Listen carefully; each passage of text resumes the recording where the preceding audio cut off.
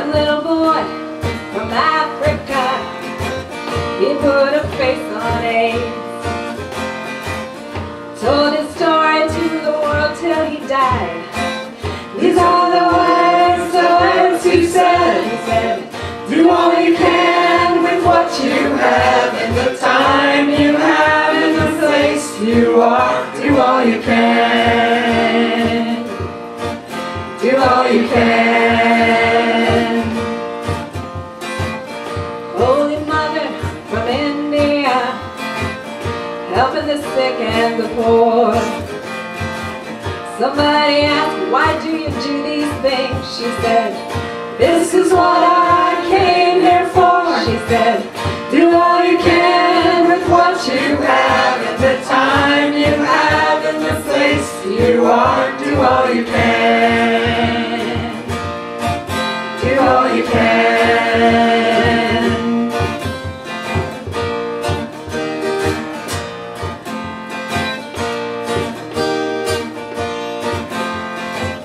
This is the gift they gave to us, to share wherever we go.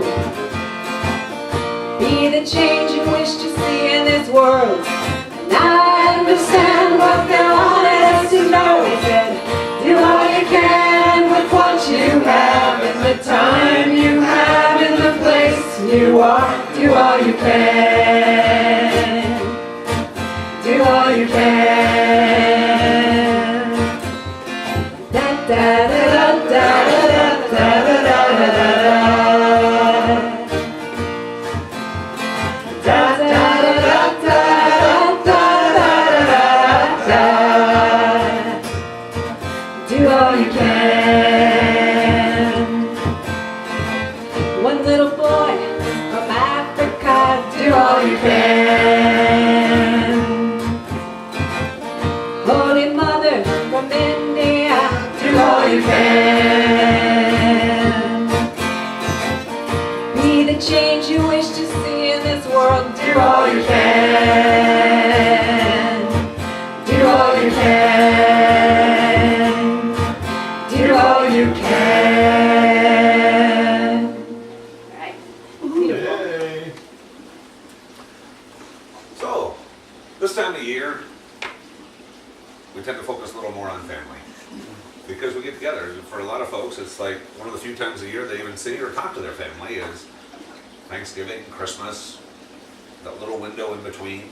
And so families at this point in time can take on a greater level of importance. But when you ask somebody, what is a family? A lot of folks get really bound up in this this blood thing. That it's all about blood. This is my parent. This is my grandparent, and these are my siblings, and this is the truest definition of family. And with that, I either love them or I hate them or somewhere in between. But I'm stuck with them, whatever they are. And I would say that instead, family is a matter of choice. Now, even looking at the congenial family, the earth family, if you will, my wife is my wife. We have no blood relation. We have a commitment. Our daughter will always know that is her mom and I'm her dad. Why blood? That thick blood stuff. But it started with a choice. I chose to have her as my wife. She chose to have me as her husband. And we chose to be a family. So did every other couple on the planet. So at least one half of the earth family is choice. And so many times folks don't even think about that choice end. They think of, this was my mom, and this is my dad, and these are my siblings, and this is who I'm with, and nothing else is quite the same as this blood stuff. Now the blood stuff is way cool. It's way cool, but even that is at least one half choice. On the physical, human, earthly level, people chose to marry other people. Families chose to combine. Families chose to create new families. So really think about the choice aspect a family. Because again, every one of us looking back through our genealogy, looking back through our history, it was every rung of that ladder was choice. Mom married dad, choice. Grandma and grandpa married grandma and grandpa, choice, choice. Their parents, their parents, their parents, their parents, all the way up is choice, choice, choice, choice, choice. Which brings me to God's gift of free will. But taking that a step further into the next level of family, being choice, because if the biological family ultimately on some level was choice, so is how we participate in those families.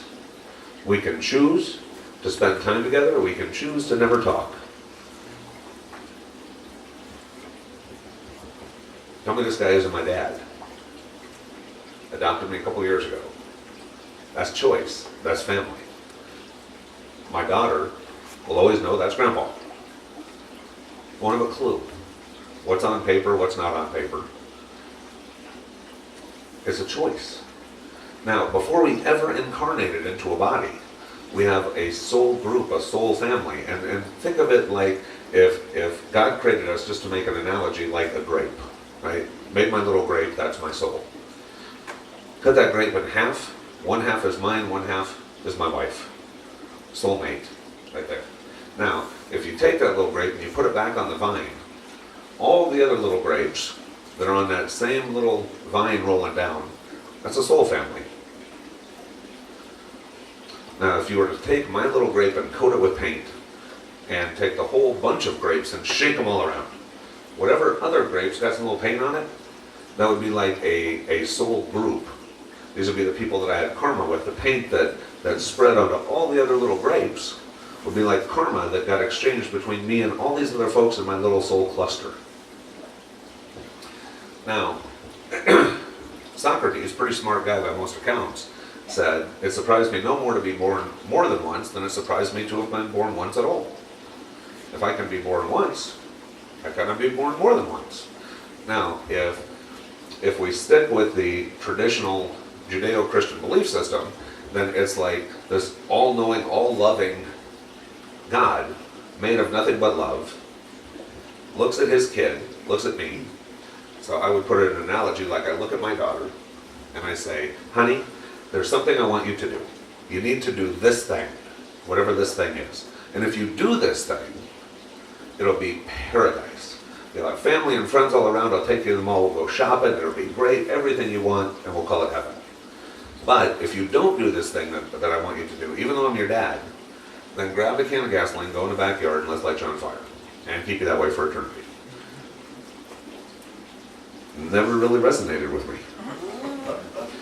If God is love, then do what I say, and I'll reward you. Don't do what I say, and I will punish you eternally, but you're my kid and I love you. Never really made sense to me. But in this way, in this New Thought movement, if God created these souls, created our souls, and created them in groups and in families, and we're here to learn, and how much can we learn in just one lifetime? If Mary is my soulmate, and I want to know her in the most complete way, then in one lifetime, how can we learn as I'm the husband, she's the wife? In a different lifetime, how can we learn differently if she was the husband and I was the wife? In a different lifetime, if she was the mother or the daughter or the son or the father, all of these dynamics shift and we get to see things from different angles and different perspectives. With some lifetimes we're instantly together from little kids, sweethearts, all the way through death. And other times that we meet each other in our 30s, or 40s, or 50s, or 60s, or 70s. The karmas that we have, we carry over from lifetime to lifetime, and with that, the other souls who are in our soul cluster, who we have the most karma with, if we were to shape that little group, they'd be the other grapes with the most pain on them. We get the most karma with them. We incarnate with them. Because when we're all in spirit form, when we're all souls connected to God and in the cosmos in heaven, we know everything. It's only when we pour ourselves into a little isolated container that I say, ooh, this is me, and this is you, and this is you, and this is you. And how can we react, and how can we learn, and how can we grow together? Well, let's all pour ourselves in a little cup and go down on this place and go be human for a while. Oh, you're going to be on the planet, and you've got some stuff that you're going to do too, and there's something that you really wanted in this time frame, and gosh, all my friends are down here, and I've got a whole bunch of family down here, and a whole bunch of my little soul family, my soul cluster. Then, cool, it's a good time to go party. I'm going to go hang out. What role can I play this time? Am I the father? Am I the son? Am I the uncle? Am I the brother? Am I the friend? It's all choice, but we chose it coming down. Now with that, we chose our parents. We chose our parents of blood, and we chose our parents of choice. And our siblings. Now some of our family, our earth family, is there to love us and support us and show us what that's about. Others are there to challenge us, poke us with a stick, and help us to grow outside of a comfort zone in a way that only family can. And others are there simply to provide an example of something I want to be, or an example of something that I don't want to be. And so when we see these things from this more distant perspective, it helps us to really understand the genius of all these different levels of family, from a soul family to a soul cluster to an earthly family, how God designed it, and that we're not victims, that we chose these people and these things in an entire reality based on choice. And generations of choice, all leading into this moment. Now when we look at the family relationships in this time of year, Thanksgiving, Christmas, there are family members that we may say, gosh, I really hope I get to see this person. I want to spend time with this person. I look forward to this time of year because it brings out the best in this person or in me. And there may be some other folks in our families that we say, God, I wish this one could be here, and I wish that one could be here, and they can't, and that sucks. And then there's other ones that we say, this is going to be a challenge, but I know how these family members are, be it, up a generation or two or down a generation or two. And I go, oh goodness. Now when we look back at last year and the year before and the year before, and we look at these different feelings that we've had, my question is simply, are they improving? Is it easier to spend time with that sibling or that parent or that child or that whatever than it was last year? It doesn't have to be perfect, but is it getting better? If it is, that's growth. Oftentimes in life we look at a finish line, like my relationship with so-and-so has always been strained, and someday it's going to be great, crossing a finish line, and then it'll all be okay. But it's not. It's a progression of mile markers along the way. Okay, this is better than it was last year. And this is better than it was last year. And this is better than it was last year because I'm a better me. I'm a different me, reflecting out a different reality and bringing out a different vibrational frequency of the folks that I'm connected with. And if you don't like your family, get a new one. There's a whole bunch of new ones. Families of choice are abound. I think of how many years that I lived in Los Angeles that I had no blood family around, that I was adopted into this family or this family or this family and had 8 Thanksgivings to go to each year because of all these different families that I were a part of. And it was, although it was different because we didn't have a blood relation tie, they were as much family as anything else. This family right here, this church family, this connections family, is priceless. Our choir family, that's just cool. We look at our work families and our hobby families and our common interest families, and we have so many different levels and layers of family, overlapping family, that I can't help but to see what a gift it is from God, these things we call families. And the biggest thing that I took away from this understanding of soul groups and soul clusters and soul families. And even the idea or the concept of reincarnating with these same folks in order to learn different things, in order to play different roles. The two things that have changed most in me was, first, it removed the ability, it removed my programming that said I had no choice. In the other way of thinking, you have no choice. You're born randomly to this group of strangers who you share DNA with, and you're stuck. Like them, don't like them, they treat you good, they treat you bad, you're stuck. That's it, done, sorry about your luck. Or, good for you, you hit the lotto, you got a good one. The second was, if I was just born into them randomly and was stuck with them, there was no choice, then why grow?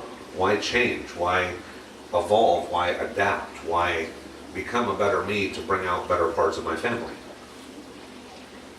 If it was all random anyway, what's the point? But if over here I know that I knew you before. I knew you before you had a body. You knew me before I had a body. And whether on a grand scale or a small scale, we decided to reconnect as a family with love in this lifetime. Then that's a choice. And whether you're born with one dad, or whether you got to go through 3 or 4 of them to get it right, you can still have that choice. You still have that choice.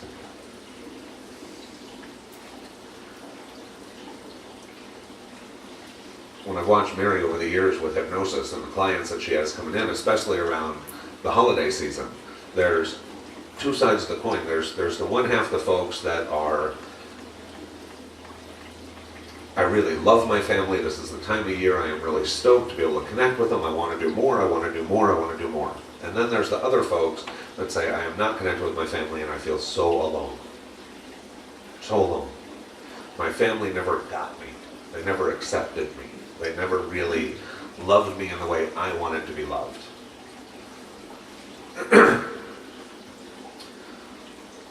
When I think about family, soul clusters, I don't look at it as these folks are blessed and these folks are challenged. I don't. I look at it as we are all here to do something, to learn something, to become something. The family members that poke your buttons the most are your biggest teachers. Whether they're the little bittiest ones or the most senior. Doesn't matter. They can poke our buttons in a way that nobody else can. Well, anybody who can poke you outside of your comfort zone, who can poke you into a feeling of comfort or discomfort, produces an ability for celebration or change. And nothing is etched in stone.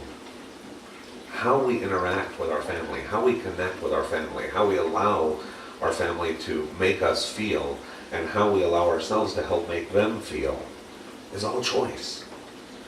Is all choice. But don't look for a finish line and a grand parade that says, we're finally cool.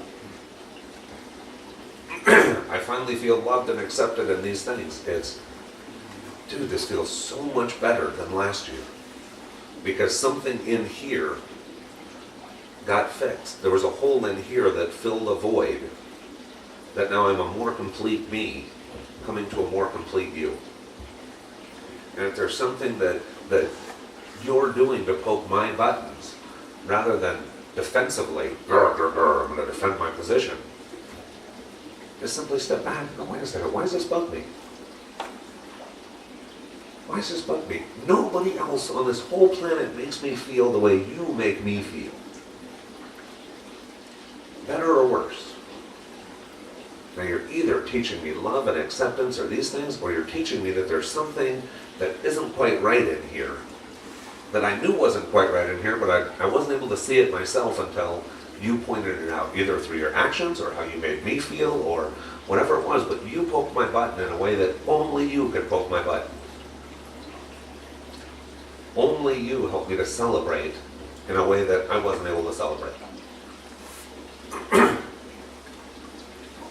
these are the connections of family. And through those connections, life is really worth living. So remember the choice. When you look at your family, family of blood, family of choice, your friends, the folks that you consider family, is first remember how much choice was involved in all of it, leading back generations. Second, that you're not powerless, that you are totally empowered to be the you want to be. And as I am more the me I want to be. Not a finish line. I'm not there yet, but I'm better than I was yesterday. And I hope I'm better tomorrow than I am today. The better I get inside me, the less I need to change you. Because by trying to change you, I'm simply trying to change me, but I don't know how. And it's easier to see it in other folks. And our families, families of blood, families of choice, families of work, families of church, all these things help us to see the things inside of ourselves that we want to change, that we want to fix, that we want to celebrate, that we want to love.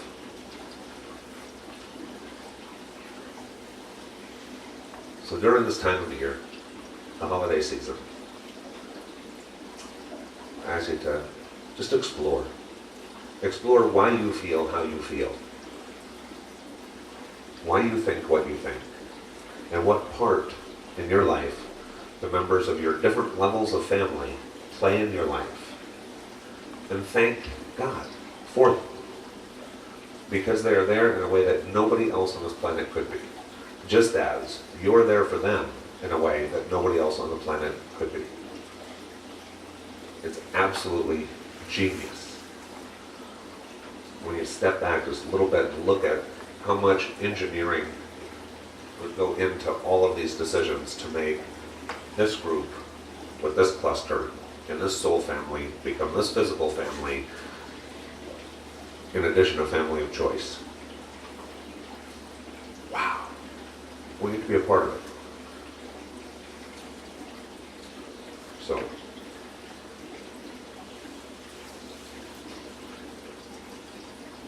I just thank God. I thank God. And it just being a couple days after Thanksgiving made it even easier because I got to celebrate it with family. I got to have family around around a table, having food. I spent so many years without that. This is my first Thanksgiving with a wife and a child of my very own. A whole different level of family. But it's not just that. To look at this family, right, around just even my little dining room table, right? There's my mom, and she's my biological mom with her biological sister. Okay, there's the biology right there.